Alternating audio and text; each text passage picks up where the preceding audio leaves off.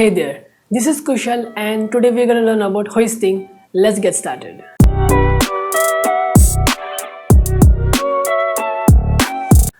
Let's start with an example.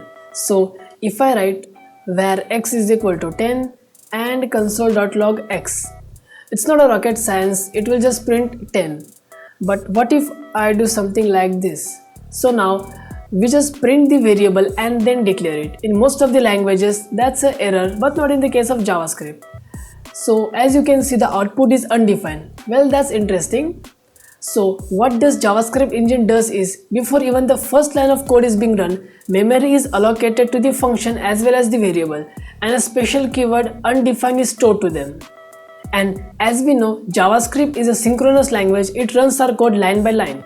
So when we call our variable, before even declaring it, it prints a value that is undefined, and after that then we initialize the variable and then we print it. We will get the value as 10. Now let's see hoisting in function. So in the case of function, it copies the whole code. Rather than declaring undefined to the function, it copies the whole code as it is.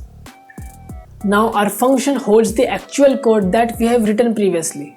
And as we know, when we call a function, a whole new execution context is created, and even if you call a function before even declaring it, it will just give us the normal output. That is it. Consider subscribing if you are new to this channel. Till then, stay tuned. Thank you.